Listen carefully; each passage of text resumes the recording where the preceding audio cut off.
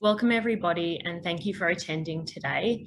Particularly thank you to Auntie Georgina Nicholson for that wonderful welcome to country. My name's Dacia Abela, and I've been the project lead on the Restoring Financial Safety project since 2018. I'd just like to start by thanking our project partner, McAuley Community Services for Women. For those who don't know, McAuley is a community organisation that supports women and their children to be free from family violence and homelessness. They've been an incredible and inspiring partner to work with. So thank you to Jocelyn Bignold and thank you to all the staff at McAuley who've worked tirelessly to support our clients and this project.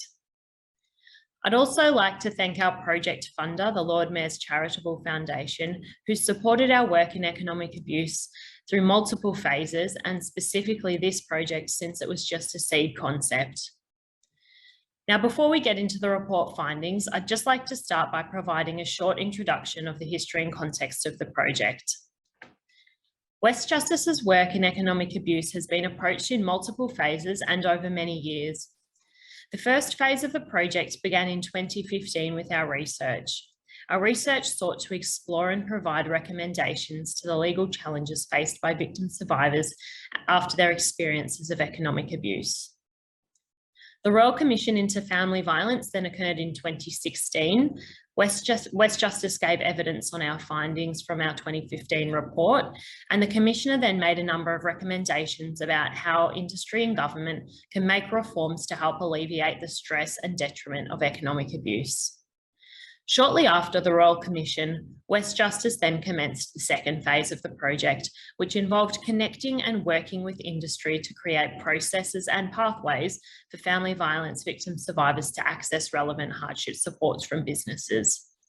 The second phase also included piloting the partnership model between WEstjustice and McAuley. After a successful second phase, phase 3, which is the subject of our report, then involved continuing the partnership established with McAuley to scale up the program for a further 2 years. Phase 3 also involved a large body of systemic advocacy work to transform government and industry responses to economic abuse. So what is economic abuse and why is it so important to respond? Economic abuse is a form of family violence. It's a deliberate pattern of control that's used to undermine someone's agency, their economic security, and their independence. It can involve behaviours that control a person's ability to acquire, to use, to maintain economic resources. Therefore, it threatens a person's economic security and their potential for self-sufficiency.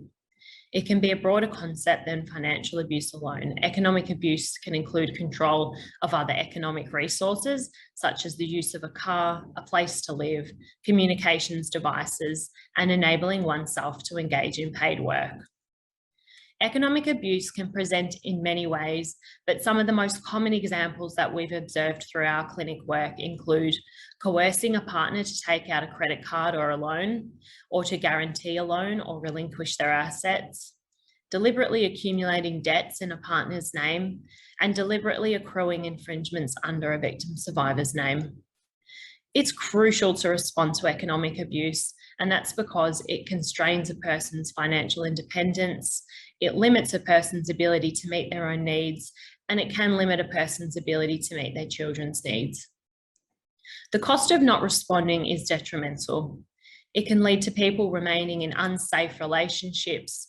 It can lead to homelessness, poverty, psychological distress, and children failing to thrive. So we looked for a solution about what would work.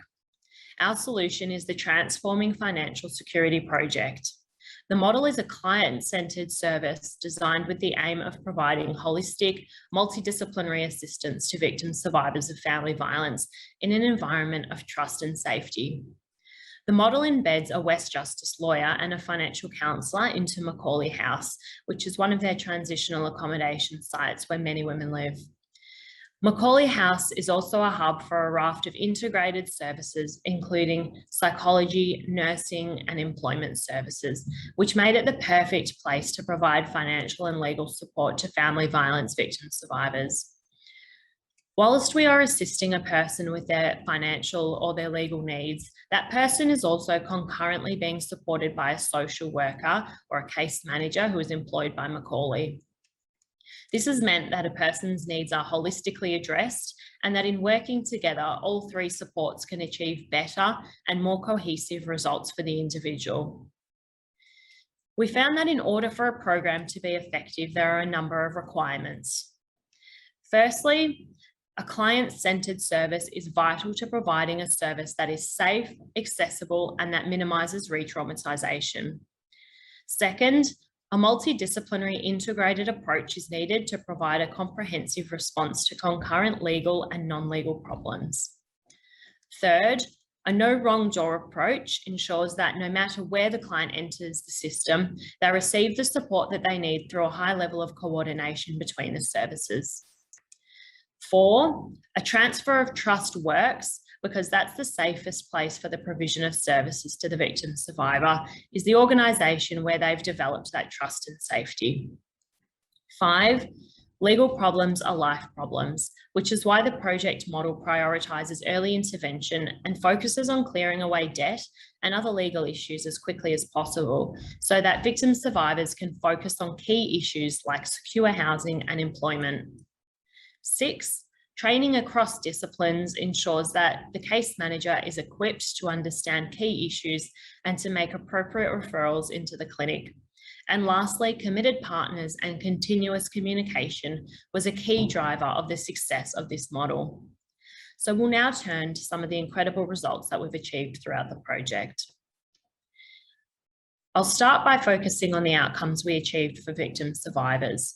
We focused on 3 key client outcomes.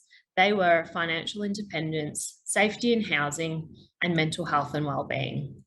In just over 2 years, the clinic was able to assist 137 women recover or resolve their legal and/or financial problems.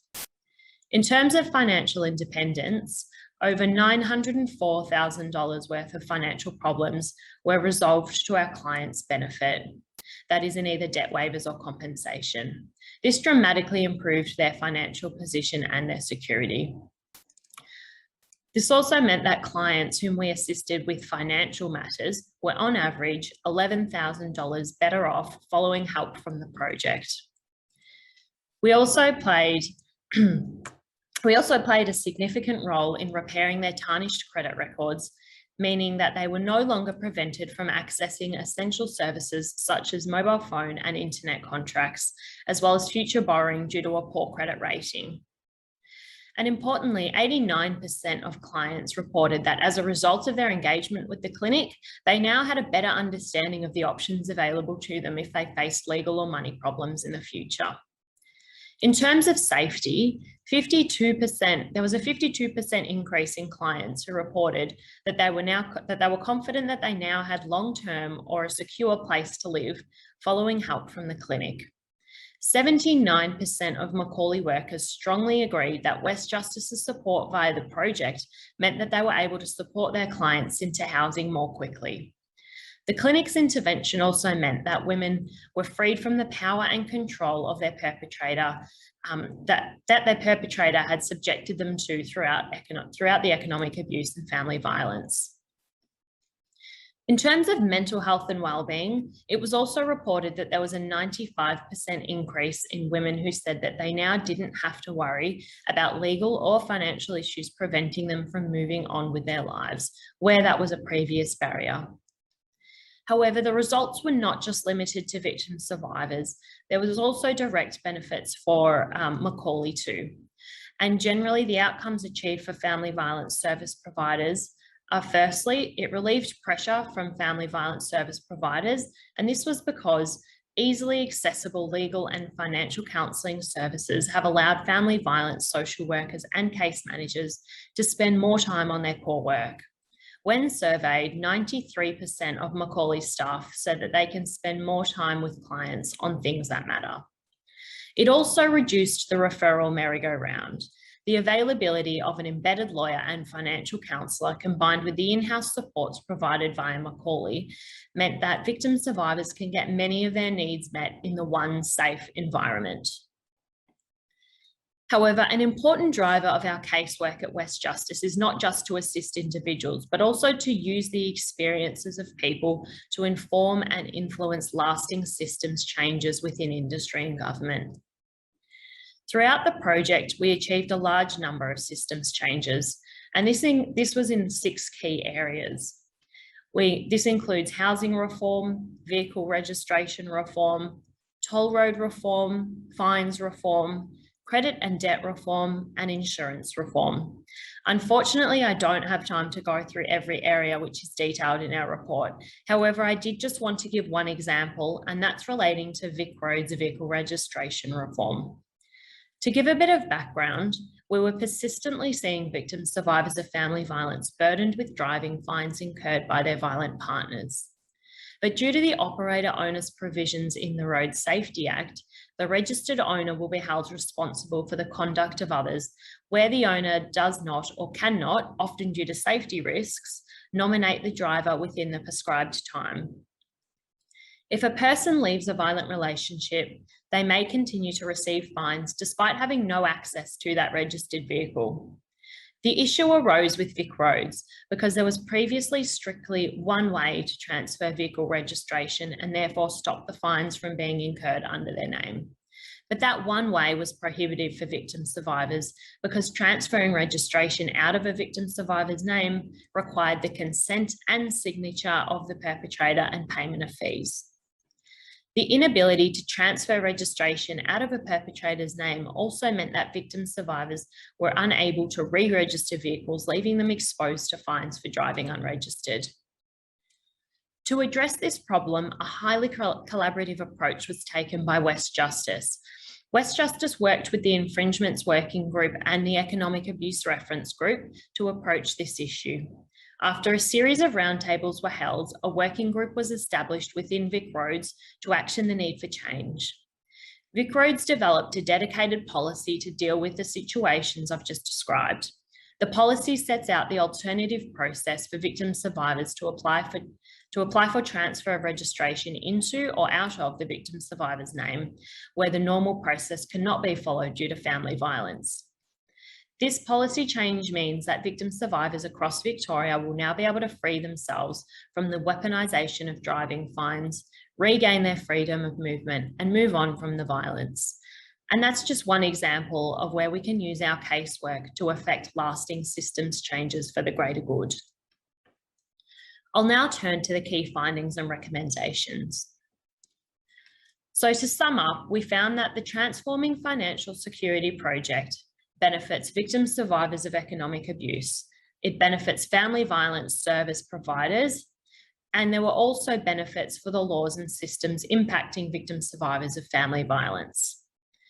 We made 7 recommendations in our report, which unfortunately we don't have time to run through all of them today. But what I will say is that this is critical work. If we are genuine about breaking the cycles and impacts of family violence and reducing the enormous social, emotional, physical, financial, and political costs to society, then government and industry need to partner with the community sector to invest in proven initiatives such as the Transforming Financial Security project. Failure to do so will only prolong human suffering and fail to shift the pendulum. Through philanthropic support, McAuley and WEstjustice have developed an extremely effective solution.